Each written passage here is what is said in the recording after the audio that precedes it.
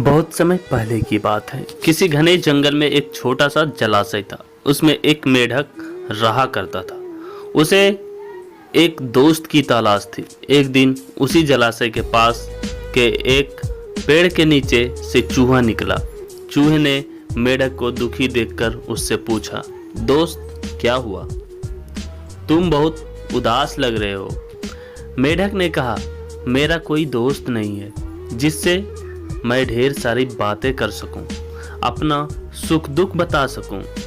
इतना सुनते ही चूहे ने उछलते हुए जवाब दिया, अरे आज से तुम मुझे अपना दोस्त समझो, मैं तुम्हारे साथ हर वक्त रहूंगा। इतना सुनते ही मेढक बेहद खुश हुआ। दोस्ती होते ही दोनों घंटों तक एक दूसरे से बातें करने लगे। मेढक जलाशय से निकलकर कभी पेड़ के नीचे बने चूहे के बिल में चला जाता तो कभी दोनों जलाशय के बाहर बैठकर काफी बातें किया करते। दोनों के बीच की दोस्ती दिनों दिन काफी गहरी होती गई। चूहा और मेढक अपने मन की बात अक्सर एक दूसरे से साझा करते रहे। ऐसे होते होते मेढक के मन में हुआ कि मैं तो अक्सर चूहे के बिल में उससे बातें करने जाता हूँ, लेकिन चूहा मेरे जलाशय में कभी नहीं आता।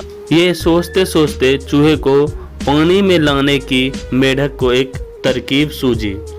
चालाक मेढक ने चूहे से कहा, दोस्त हमारी मित्रता बहुत गहरी हो गई है। अब हमें कुछ ऐसा करना चाहिए जिससे एक दूसरे की याद आते ही हमें आभास हो जाए। चूहे ने हामी भरते हुए कहा, हाँ जरूर, लेकिन हम ऐसा करेंगे क्या? दुष्ट मेढक फटाक से बोला, एक रस्सी से तुम्हारी पूंछ और मेरा एक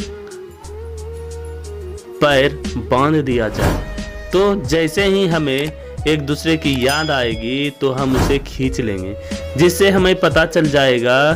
चूहे को मेढक के छल का जरा भी अंदाजा नहीं था, इसलिए भोला चूहा एकदम इसके लिए राजी हो गया। मेढक ने जल्दी जल्दी अपने पैर और चूहों की पूंछ को बांध दिया। इसके बाद मेढक ने एकदम पानी में छलांग लगा ली। मेढक खुश था क्योंकि उसकी तरकीब काम कर गई।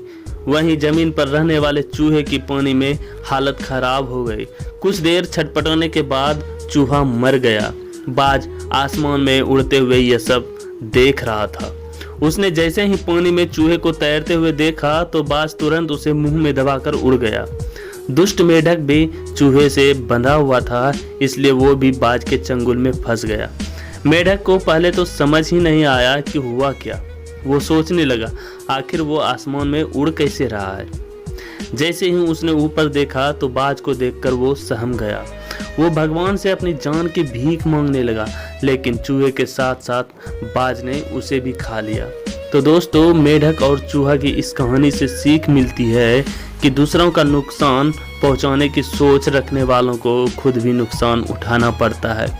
जो जैसा करता है वो वैसा ही भरता है। इसलिए दोस्तों, दुष्ट लोगों से दोस्ती नहीं करनी चाहिए और हर किसी की हाँ में हाँ नहीं मिलानी चाहिए, बल्कि अपनी बुद्धि का भी प्रयोग करना चाहिए।